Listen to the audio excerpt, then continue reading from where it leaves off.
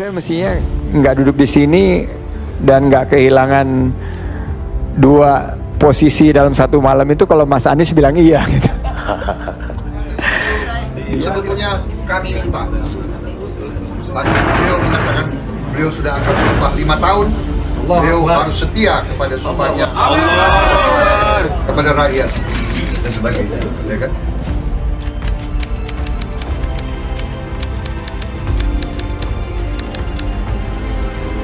Artis Selendang, seorang ibu Saidah yang pernah mengalungkan kain gendong ke Anies saat ia berkampanye di Bukit Duri.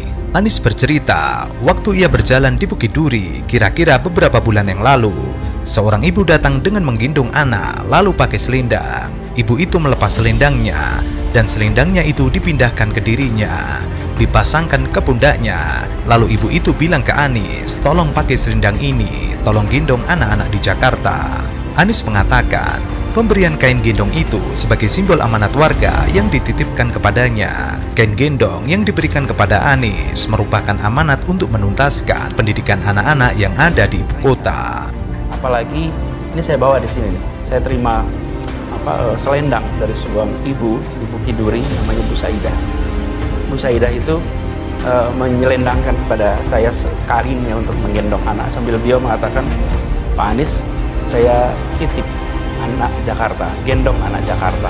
Dan itu ada di dalam pikiran saya, betapa tanggung jawab untuk menunaikan kewajiban ini itu besar. Turning point. Ia mencatat baik-baik bahwa ia ingat benar karena itu adalah ungkapan seorang ibu. Mudah-mudahan dirinya bisa menjalankan keinginan dan amanah dari Ibu Saidah. Anies memandang permintaan seorang ibu yang bernama Saidah itu sebagai aspirasi yang besar. Pesannya mewakili kaum ibu yang ada di ibu kota. Yang disampaikan Ibu Saidah itu bukan aspirasi kecil, itu aspirasi makro yang dalam, dan itu dipegangnya, ia simpan. Dirinya berjanji pada dirinya sendiri bahwa ini bukan sekedar permintaan seorang ibu biasa. Ini permintaan seorang ibu yang barangkali mewakili jutaan ibu-ibu di Jakarta. Anies berjanji akan menggendong anak-anak ini. Itu yang Pak Prabowo menyampaikan untuk kesekian kalinya, dan Pak Anies sampaikan bahwa Mas Anies ingin fokus di Jakarta, menunaikan tugas dan janji amanah dia untuk menyelesaikan kewajiban dia amanah ini untuk 5 tahun. Jadi itu yang dia sampaikan. Dia bilang, saya sudah terucap, saya teringat janji saya kepada seorang ibu di Bukit Duri yang menitipkan gendongan anaknya.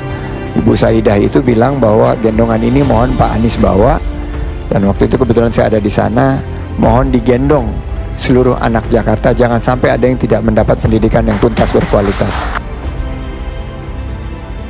Ternyata, janji inilah yang membuat Anies menolak tawaran Prabowo Subianto untuk menjadikan dirinya sebagai wapres. Anies mengakui dirinya memang berjanji kepada Sandiaga Uno dan Prabowo bahwa ia tidak akan maju Pilpres 2019 dan tetap fokus menyelesaikan jabatannya sebagai Gubernur DKI Jakarta. Ia mengatakan waktu mulai kerja dirinya fokus di Jakarta 5 tahun, dan sesudah Pilkada 2017 ada Pilpres 2019. Ia menyampaikan tidak akan tengok-tengok kanan kiri, ia akan full 5 tahun di Jakarta. Karena itu, dirinya tidak akan mengikuti Pilpres. Pada waktu itu saya sering nyetir sendiri. Ya, kalau malam saya sendiri, saya naik mobil, saya jalan sendiri, merasakan suasana Jakarta. Waktu itu saya terjebak dalam kemacetan yang cukup padat di sekitar Duku Atas, di sekitar stasiun. Berhenti, lalu selama saya nyetir, saya sendirian itu, puluhan orang itu melewati. Saya lihat pedagang kaki lima semuanya. Inilah Jakarta. Inilah orang-orang yang kemarin menitipkan suaranya untuk memilih Anies sebagai gubernur. Jutaan, jumlahnya 3,3 juta. Mereka itu tentu mengharapkan yang dipilih menjadi gubernur menunaikan tugasnya. Saya akan kesulitan menjelaskan kepada semuanya mengapa saya meninggalkan tugas sebagai gubernur untuk mengikuti sebuah pemilihan calon presiden, calon wakil presiden. Ia lantas menyinggung perihal debat pertama calon gubernur DKI Jakarta yang dalam kesempatan tersebut ia menegaskan tidak akan maju sebagai calon presiden. Meski demikian, ia juga menegaskan belum tahu bagaimana masa depannya setelah jabatannya sebagai gubernur DKI Jakarta selesai. Tuntas 5 tahun, sesudah itu tidak tahu apa yang terjadi. Dirinya tidak tahu apakah akan kembali mengajar, apakah akan meneruskan di pemerintahan, apakah tetap di Jakarta atau tugas berbeda, jadi komit 5 tahun. Komitmen itu harus dipegang. Jakarta itu besar. Saya ingat pada mereka-mereka yang bekerja untuk kemenangan di Jakarta kemarin. Mereka yang all out kerja, mereka yang jutaan orang yang mendoakan, ribuan orang yang bekerja siang malam ketika masa kampanye. Saya membayangkan apa yang saya harus jelaskan kalau saya meninggalkan mereka. Dalam kesempatan yang sama, Anies mengatakan ia mengaku pernah ditawari jadi calon wakil presiden Prabowo Subianto yang diusung Partai Gerindra dan koalisinya pada Pilpres 2019 lalu, namun ia menolak. Jadi, ketika di 2018 dirinya diajak untuk menjadi wakil pasangan Prabowo, dirinya sampaikan ke Prabowo, terima kasih atas undangannya, ini sebuah kehormatan. Tapi dirinya punya komitmen untuk menyelesaikan di Jakarta selama 5 tahun. Ia mengatakan bahwa dirinya tidak akan maju sebagai capres ataupun cawapres selama masih menjabat sebagai gubernur DKI Jakarta. Tidak hanya Prabowo, ex-gubernur DKI Jakarta itu mengaku sempat didatangi sejumlah pimpinan partai politik pada tahun 2018 yang meminta dirinya menjadi capres. Sesungguhnya, tahun 2018 dirinya didatangi oleh pimpinan-pimpinan partai politik yang memintanya untuk menjadi calon presiden 2019. Bakal calon presiden Partai Nasdem ini bercerita, waktu itu ia dipaksa bertemu oleh pimpinan partai, padahal dirinya sedang menonton final Abang None Jakarta, sehingga pertemuan tersebut terpaksa dilaksanakan di tengah-tengah acara. Sampai akhirnya pertemuan di belakang ruangan, ketika mereka bilang ini kami mencalonkan Anda, apa jawabannya? Ia bilang ia komit di Jakarta 5 tahun, dia tidak bersedia. 2018, nah pada saat itu saya belum bertugas 1 tahun di Jakarta, jadi tadi saya menyebutnya selesai Pilpres, sebetulnya maksudnya selesai Pilkada. Selesai Pilkada saya sampaikan ke Pak Prabowo bahwa saya akan fokus di Jakarta 5 tahun. Jadi ketika setahun kemudian saya diundang menjadi cawapres, diundang menjadi capres, saya berkatakan tidak. Ketika jadi cawapres saya bilang sama Pak Prabowo bahwa saya berjanji 5 tahun di Jakarta, dan Pak Prabowo mengatakan itu. Jawaban saya itu sama Pak Prabowo dikatakan kalau tidak salah pada saat beliau mau mencalonkan.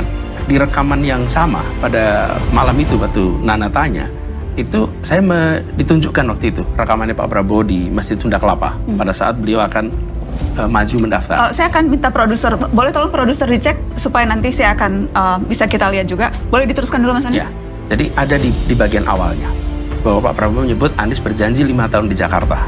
Oke, dan kemudian itulah yang saya sampaikan bahwa selama 5 tahun saya akan fokus di Jakarta. Saya tidak tahu apa yang terjadi kemudian. Ya inilah yang menjadi komitmen kami.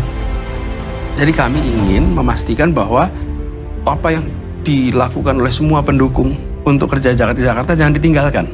Dan Pak Prabowo ini akan maju Pilpres tahun 2019. Yang kita semua tahu beliau akan maju. Jadi saya katakan saya tidak akan mengintersep pencalonan Bapak. Tahun 2019 besok, selesai. Jadi itu semua sudah ditunaikan. Jadi tidak ada yang dikhianati. Ini adalah satu komitmen menuntaskan kerja di Jakarta, tidak akan belok dari tugas di Jakarta, dan saya tunaikan tugas ini hingga selesai. Kalau ada orang yang berpotensi untuk membenci Pak Anies, Pak, maka boleh jadi Sharly adalah salah satunya. Karena Pak Anies ini pernah jadi rektor di Universitas Paramadina yang saat itu Sharly ingat sekali meminta rekomendasi Bapak untuk melanjutkan pendidikan. Bapak mengokekan, dan selang beberapa tahun, 1,5 tahun lebih sedikit, semua syarat sudah dikumpulkan dan Bapak sudah jadi menteri saat itu. Ketika semua syarat sudah cukup, saya minta ke Bapak dan Bapak menolak itu, Pak. Alasannya adalah khawatir itu akan jadi tindakan yang tidak integritas terhadap posisi Bapak. Awalnya saya sangat kecewa. Itu kan ucapan Pak Anies sendiri, Pak. Sampai akhirnya waktu berlalu, saya mendapat ini bukan hanya kekecewaan ini bukan hanya terjadi pada 1-2 orang, melainkan bahkan pada orang-orang terdekat Bapak. Karena Bapak sulit sekali diajak cawe-cawe, Bapak sulit sekali diajak bagi-bagi kekuasaan. Terjadi momen haru saat Sherly Anavita mengungkapkan pengalaman pribadinya dengan Anies Baswedan. Awalnya Anies Baswedan yang saat itu menjadi rektor Paramadina telah memberikan rekomendasi agar Sherly dapat melanjutkan studinya ke luar negeri. Namun saat Sherly sudah mengumpulkan semua berkas yang dibutuhkan, bersamaan dengan Anies Baswedan diangkat Menteri Pendidikan dan Kebudayaan. Namun, kenyataannya berubah. Sherly yang sebelumnya mendapat rekomendasi dari Anies Baswedan sebagai rektor Paramadina. Namun, berkas tersebut akhirnya ditolak oleh Anies Baswedan lantaran hal tersebut menyangkut integritas Anies Baswedan yang saat itu dekat dengan Sherly Anavita dan para mahasiswa Paramadina yang lain. Integritas terhadap posisi Bapak. Awalnya saya sangat kecewa. Itu kan ucapan Pak Anies sendiri, Pak. Sampai akhirnya waktu berlalu, saya mendapati ini bukan hanya kekecewaan, ini bukan hanya terjadi pada 1-2 orang, melainkan bahkan pada orang-orang terdekat Bapak. Karena Bapak sulit sekali diajak cawe-cawe, Bapak sulit sekali diajak bagi-bagi kekuasaan. Sherly Anavita mengaku awalnya sangat kecewa dengan keputusan Anies Baswedan tersebut. Namun belakangan, Sherly Anavita sadar bahwa Anies adalah sosok yang berintegritas, tidak mau diajak cawe-cawe dan bagi-bagi kekuasaan. Dan akhirnya Sherly sampai pada titik ternyata politik itu bisa bermoral ya. Dan pertanyaan Sherly adalah, ketika justru orang terdekat kita itu punya potensi untuk menjadi pembenci kita, bagaimana sosok Pak Anies Baswedan ini memaintain kesalahpahaman, kebencian, atau hal-hal yang berpotensi justru untuk menusuk Bapak dari belakang? Karena boleh jadi ke depan setelah proses ini akan ada amanah baru, akan ada tanggung jawab baru, atau kegiatan-kegiatan sosial baru yang justru jauh lebih besar untuk Bapak. Bagaimana Bapak memaintain itu? Tepuk tangan dulu buat Sherly. Mendengar pertanyaan dari Sherly Anavita tersebut, Anies Baswedan menjawab bahwa rekomendasi yang awalnya diberikan kepada Sherly adalah Anies sebagai pribadi. Namun saat Anies diberikan jabatan sebagai Menteri Pendidikan dan Kebudayaan, maka yang menulis tersebut adalah jabatannya. Sehingga menurut Anies, kewenangan atau jabatan tidak bisa digunakan sesukanya atau bebas memberikan kemanfaatan bagi orang-orang terdekatnya. Tapi Anies ingin semua kemanfaatan tersebut dipakai untuk semua orang. Jadi ketika kita memegang kewenangan, maka kita harus memastikan bahwa kewenangan ini digunakan dengan benar. Ketika saya menuliskan sebuah statement rekomendasi, saya belum punya jabatan, itu adalah saya sebagai pribadi. Ketika saya memegang jabatan, maka yang menulis itu adalah jabatannya. Dan itulah yang kemudian saya jaga, supaya proses integritas itu muncul. Tapi memang ketika keputusan-keputusan itu dibuat, sering membuat orang merasa, lah buat apa punya kekuasaan kalau nggak dirasakan manfaat oleh lingkar-lingkar terdekat. Saya bilang kewenangan itu harus dirasakan oleh semua dan harus ada usaha menjaganya. Memang itu kemudian sering menimbulkan perasaan tidak nyaman, sering menimbulkan perasaan karena kebiasaan kita kalau sudah dapat kewenangan, ya kewenangan itu dipakai dengan bukan sewenang-wenang, tapi ya dengan bebas gitu. Anies selalu menambahkan, mengelola permasalahan ini sangat tidak mudah. Meskipun harus dilakukan, ia meminta kepada Tuhan agar orang-orang tersebut diberikan hati yang longgar, sehingga dapat diberikan lebih banyak oleh Tuhannya. Di akhir statementnya, Anies Baswedan bangga melihat Sherly Anavita yang dulunya adalah peraih beasiswa. Kini ia bisa terbang sendiri tanpa bantuan dari Anies Baswedan. Nah, saya percaya Sherly, apabila ini dikerjakan dengan konsisten, maka mereka-mereka yang merasakan mungkin ketidakpuasan, mudah-mudahan Tuhan berikan hati yang lembut untuk bisa memahami. Karena bukan tidak mau secara pribadi, tapi ingin menjaga marwah institusi yang sedang dipegang. Saya ingin sampaikan terima kasih, apresiasi, karena seperti Sherly ini Sherly ini adalah seorang anak dari Aceh yang mendapatkan beasiswa di Paramadina untuk kuliah selama 4 tahun dengan full scholarship dan highly selected. Jadi sedikit sekali yang bisa dapat beasiswa ini sampai tuntas, dan selesai itu dia menjadi anak muda yang berpengaruh di generasinya.